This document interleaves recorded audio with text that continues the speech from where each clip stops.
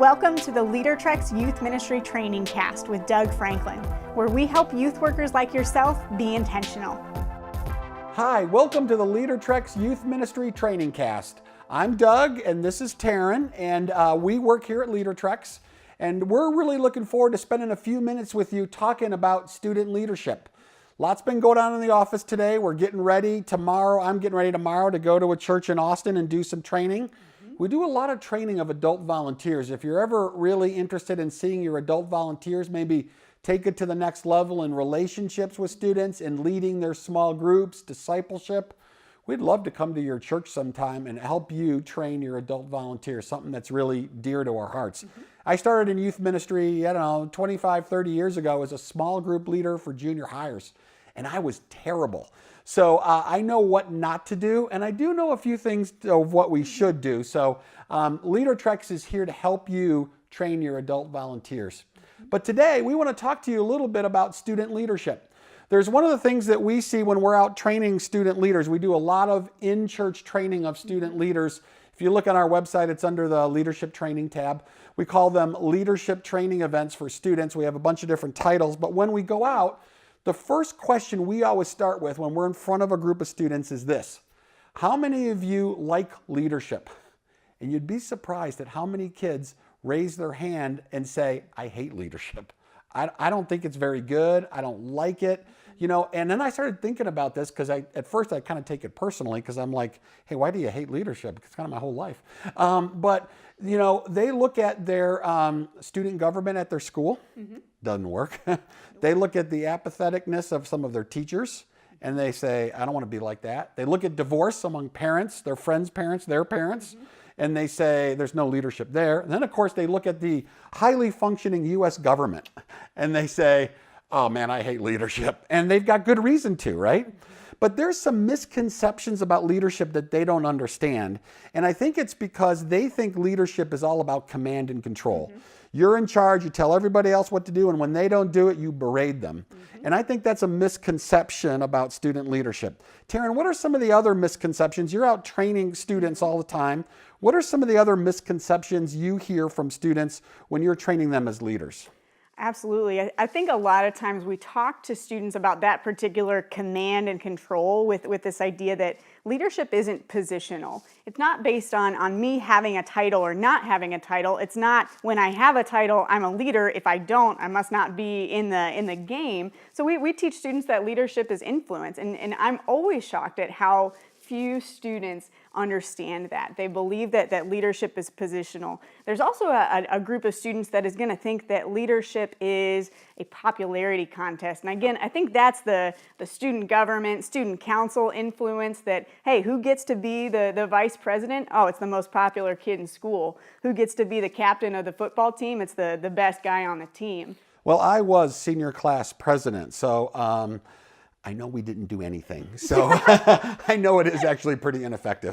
Right, and that's what students are looking at. That's what we got to remember. That's where they're getting their information about what leadership is or what it isn't. So when we come in to do student leadership, you got to lay that groundwork. You got to lay that foundation to say, hey, this is it and this is not. Yeah. So I think positional is something that students get confused by. I think the popularity contest, a big one is that most students think that leadership is personality driven. Yeah. That I need to have a certain personality in order to be a leader. And it's usually the loudest person in the room gets to be the leader sometimes. Loudest person or the most outgoing, that person who's really comfortable to get up front. So how many times do you have a student in your ministry who you see incredible leadership potential in, but they don't see it because they're like, I don't like to talk in front of people. I don't want to get up in front of anybody. Like all leadership is just standing up in front of people and talking, right? Yep. Yeah. Again, no idea that there are different ways to lead based on our different personalities. There's a great tool that we use a ton around here, our leadership type assessment. And it points out, is a student a doer, a thinker, a relator, or a mover? And I love it when I get to take students through this assessment because my thinkers especially discover that they have influence in the way that they come up with creative solutions to problems, in the way that they can see a problem and understand it like nobody else can. And that's what they bring to the table. Yeah, they like those assessments because Students have a favorite subject, and it's themselves. And when we allow them to discover themselves, they're always like, tell me more. And all of a sudden, it's not about leadership anymore, the leadership that they perceive.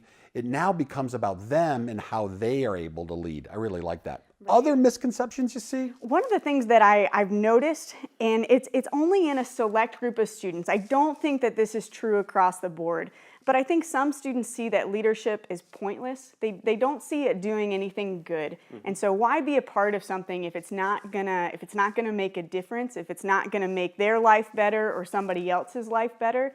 They don't see that it can change. They don't see that leadership can change almost everything. Yeah. And then I think there's another group of students that is on the opposite end of the spectrum, and they think that leadership is going to be problem-free. Yeah. And I think we can look at that and we laugh, because and you all on the other side of us, you're going to laugh at that too, because leadership is so far from problem-free. But you know this student. It's the student who gets up there and knows exactly what they're going to do. No problems, no obstacles in sight. They're going to run the show. And then as soon as something gets hard, and this is where we come in to tell them that it's going to be hard. As soon as something gets hard, they're out.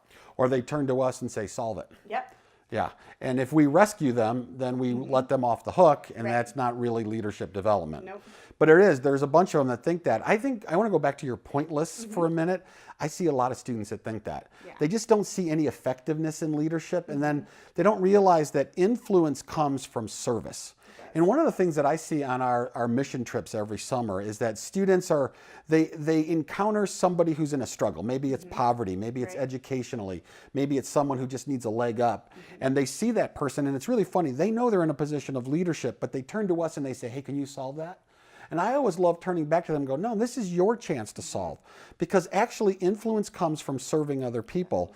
And when we think about leadership, I think most students think about leadership as a triangle, and they stand at the top and tell everybody else what to do.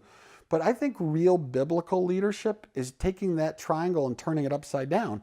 And you serve from below, and you come alongside other people and you help them. And when you do that, you actually gain influence in their lives. But the problem with that is that people have to put their selves away. Yes. And they have to focus on other people. And so I think a lot of our misconception about leadership is that it's ultimately not about us. Because we like to think if leaders are really cool people, they do great things, it's got to be all about them. And I think a misconception is that leadership is about us. And when we have that misconception, I think it can be a real problem. So if you're a youth pastor and you've gone to your students and you've said, hey, I'd like to start a student leadership team, what do you think? And there's not a lot of enthusiasm for it. There's not a lot of excitement for it. And you're kind of like, hey, why are you thinking this? I mean, leadership's awesome. Right. But actually, I think it may be that sometimes our students have misconceptions about leadership. And so before you start a leadership program, before you do any of that, take your students through a study of Christ's life and let them see how Jesus served and influenced other people that were the least of these, and had a huge impact because of that. And I think if we'll do that as youth workers, we'll start with Jesus and when we're training students to be leaders, I think we can get rid of those misconceptions. I think another thing we can do is help students understand how God has wired and made them in a unique way. I think leadership assessments are great for this. And when a student really understands how God has shaped and molded them, then they can be able to understand how unique and special they are and how they can lead and how they're wired and how they can be most successful. You know, you'll never be successful being a leadership mimic. And so that's why you need to understand yourself so you can lead in confidence with who God has made you to be. I think if we would do some of those things, I think we'll see students actually have more of a healthy understanding of what leadership is and allow them to be more successful as they serve their peers and their community and their world. No, and I think this point is true for the youth worker who's starting a leadership team and not getting any interest, or the youth worker who's starting a leadership team and getting all of the wrong kind of interest. Yeah. I think what we're saying here is actually a combined solution to both of those challenges that we face in developing a student leadership program. Yeah. Just because you're excited about leadership, you might want to think about, are your students excited about it? And then helping them deal with some of their misconceptions so that they can begin to have a healthy understanding of what servant leadership is all about. We thank you for watching the LeaderTreks Youth Ministry Trainingcast. We hope this has been helpful for you, and we look forward to seeing you soon. Bye-bye now.